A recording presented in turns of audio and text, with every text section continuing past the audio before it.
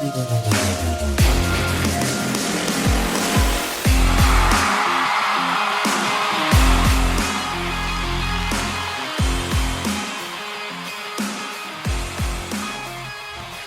right, Colts Nation, we are almost there, and I'm going to tell you right now, man, I feel pretty good about the Colts. And before I started seeing about the potential inclement weather that we might be getting in this game, I was really feeling a Colts dub. And going into week 1 against Jacksonville, I had predicted the dub on the show, but like deep down, emotionally in my gut, I wasn't sure. Like, I didn't feel sure that we were going to win that game.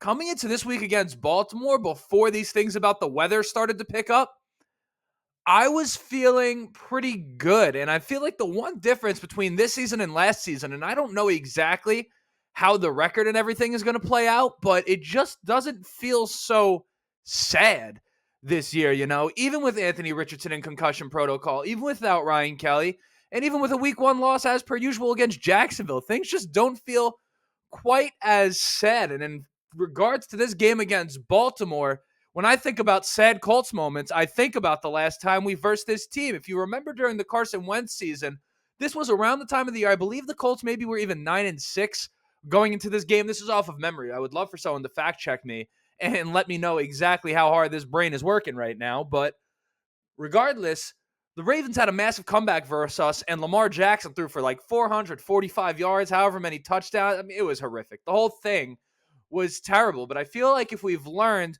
one thing about the Indianapolis Colts this year as to compared to what we've grown accustomed to the past few years, it's the fact that they're not going to lay down and die. This team isn't going to maybe let you come back on them all the time. Now, I can't say there's not going to be a comeback on the Colts for the rest of the season, but you can just tell that there's a different intensity and a different pride in how they're going out there and playing this season. And Shane Steichen is really, really good at this, and he's shown his ability to adapt. You look at the game last week. Well, in fact, not just the game. You look at the game week 1. Let me try to paint the picture. And one of the big criticisms a lot of us had going into the game in week 2, coming out of week 1, was how Steichen managed the 4th downs. We wish maybe he would have tried to kick a field goal here and there. Is he too aggressive? This was some of the discussion. And now you look at the game last week against Houston. You look at them in the third quarter, they're up 28-10, by all means kicking the Texans' ass, and it's a 4th and 1 inside of Houston's 25. And instead of doing what we would have assumed Shane Steichen would do, he went out there, trotted out Matt Gay to kick a 42-yarder and kicked that field goal in 4th and 1, which I thought it was an example of him taking a lesson from last week and bringing it into the game against the Texans, because ultimately at the end of the game, without that field goal, it would have been 28-20 with about 9-10 minutes left in the game, and things would have felt just a little bit different. The idea that it was 2 possessions, I don't know, but I feel was a benefit for us at the end of that game. So you have to be optimistic about the direction that we're headed in. So today I want to do a real in-depth preview. I spoke a little bit earlier today just about the offense and the differences between Minshew and Richardson and how the offense looks. I'll probably touch on it in some capacity during this episode as well.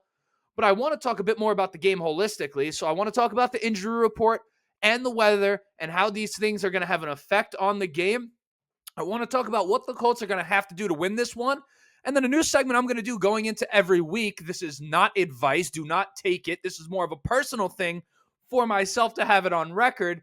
I'm going to be doing a parlay of the week for the Colts, meaning it's only on the Colts game, potentially only on the Colts, but probably not, just only on the Colts game. Again, it's not advice. I'm telling you the bets that I'm placing.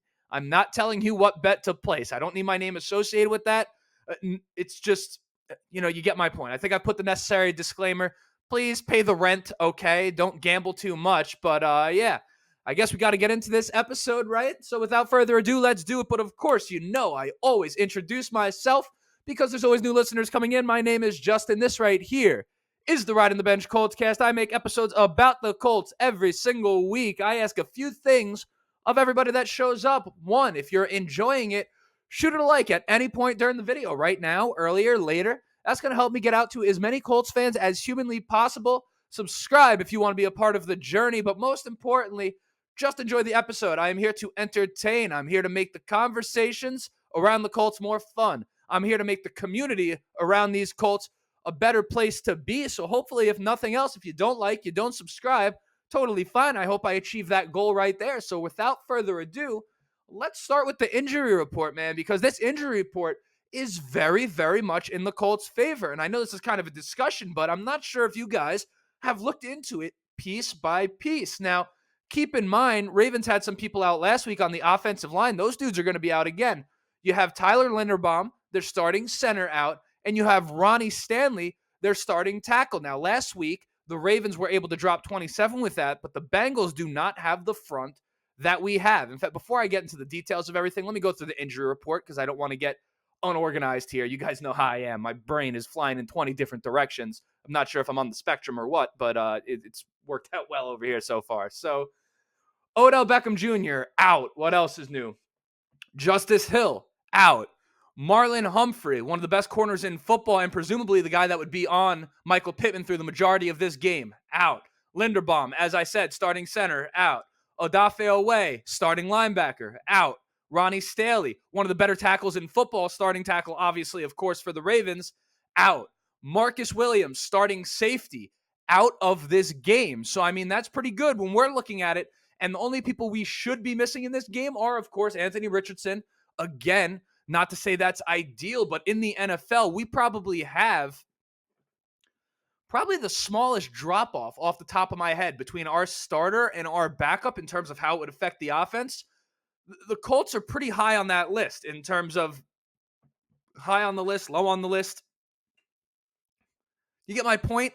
Not a huge drop-off, in my opinion, in terms of what I expect this offense to do in terms of the numbers and production. I don't expect it to be much different. And I want to start with those injuries on the Ravens offensive line. And of course, we're missing Ryan Kelly as well. I told you, the brain all over the place. So the offensive line of the Ravens was able to hold up last week a bit. And the Colts last week did verse a unit in the Texans that was injured as well. And the Bengals, who versed the Ravens, they have Sam Hubbard, they have Trey Hendrickson, and those guys are respectable players. They do not have the defensive front that this Indianapolis Colts team has. I had identified this as the strength of this team going into the season. And when you're dealing with an offensive tackle who's elite by all standards, and Ronnie Stanley and Tyler Linderbaum, who, assuming that he's on the Ravens, must be a decent center. That's just my guess. Man, you got D-Buck out there. You got Kwity Paye, who's really coming on nicely. Grover Stewart, we know what he brings to the table. And guys like Ebukam coming in, playing well. Tyquan Lewis has been generating pressure. I mean, the defensive line all the way through has been performing very well.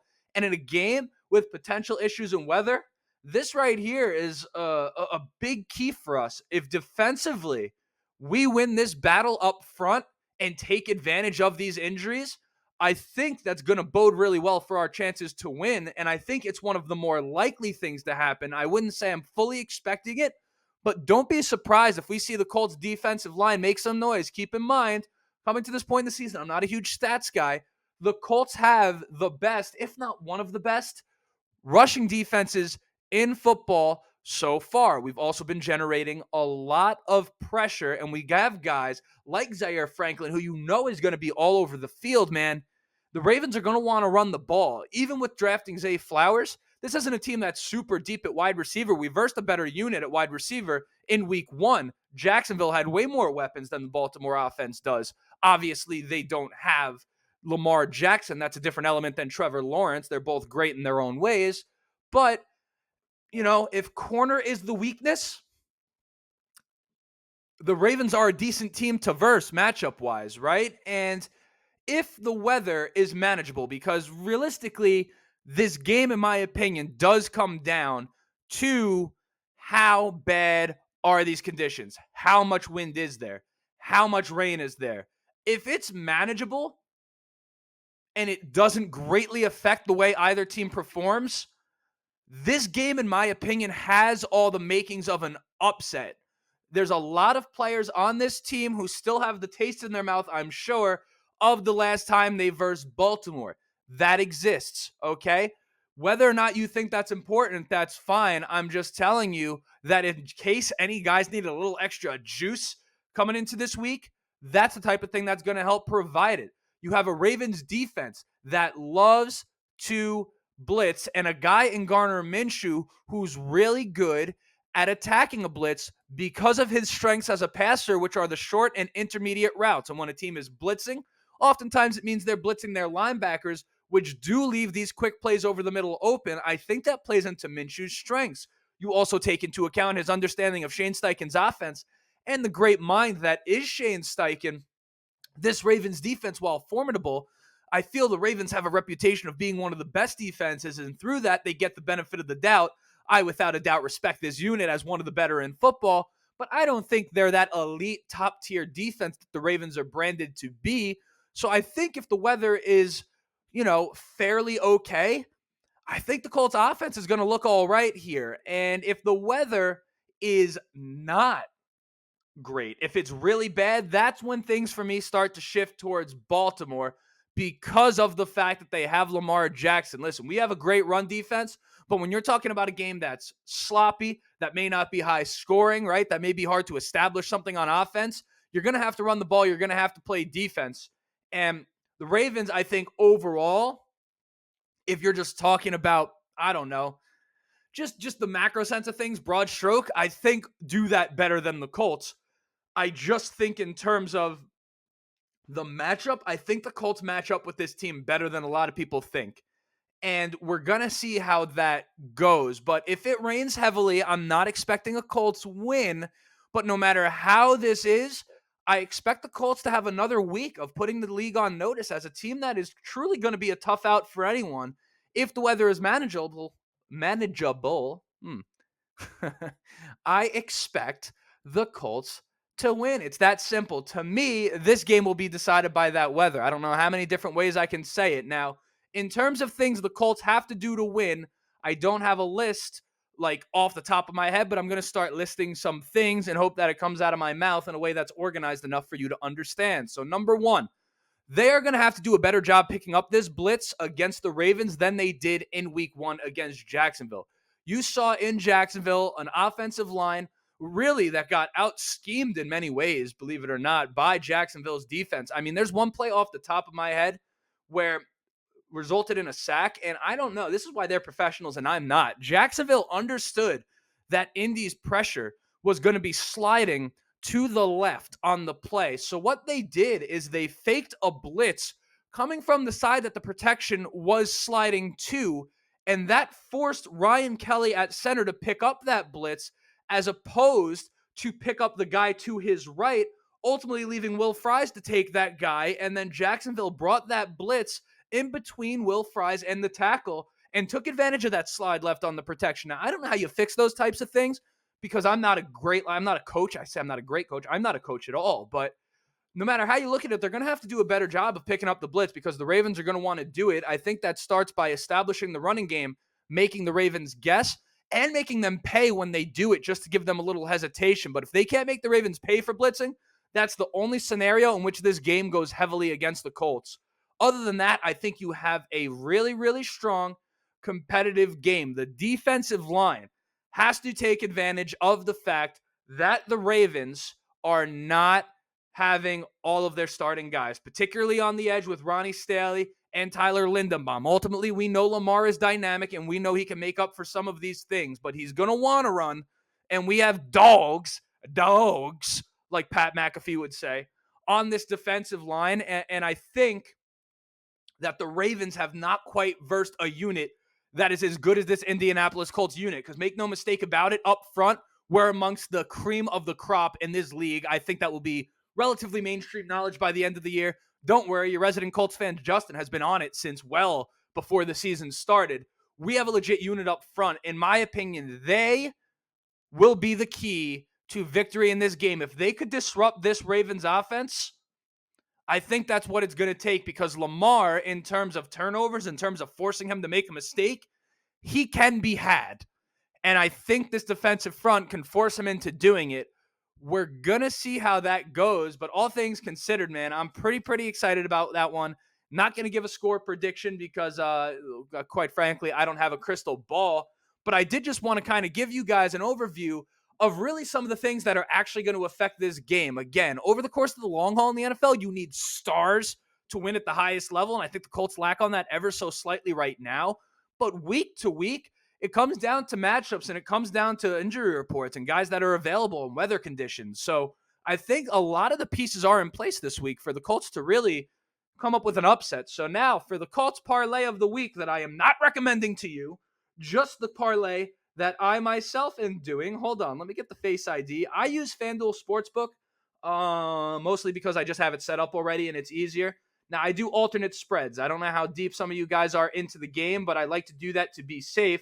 My Colts parlay of the week. I had one that I placed before I knew about the rain, so I'm not going to do that one. I'll do the other one. Very, very simple parlay. Okay? Now, mind you, let me do the parlay and then I'll come back with a comment. Okay? Zach Moss, 50 plus rushing yards. Oh my goodness. Zach Moss, 50 plus rushing yards. Lamar Jackson, 25 plus rushing yards.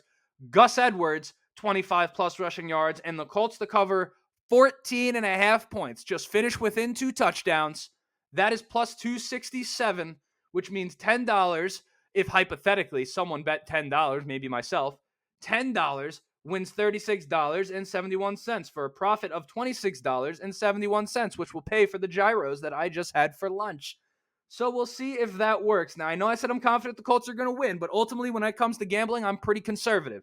So if the Colts, the actual spread on this game is 8.5, will the Colts cover that? I think so. But for the sake of my parlay, why get burned on that when I could just buy myself all the way to 14.5? I personally think I'm going to win that one. So that is the Colts parlay of the week. That is the preview going into this game. I hope I covered everything. You know, I always have these grandiose ideas of what these episodes are going to be. And then by the time I get to the end of it, despite the fact that I think I deliver for you guys, if I'm going to be 100% honest, I always feel like I end up missing something at some point along the way. But, you know, with that, that's the episode. Anything else that I have to say before I go? I don't think so. Just enjoy the game, guys. Enjoy the journey. It's a beautiful time to be a Colts fan, as I always say. And let's take advantage of the opportunity to actually have a backup quarterback that we're rooting for and that we believe in tomorrow. Colts Ravens, 1 o'clock. Next time I'll see you will be Monday morning with a recap of the game, a reaction to the game. And until then, my name is Justin. This right here was the Ride on the Bench Coltscast. Thank you for making it this far. Woo! Woo! Go Colts!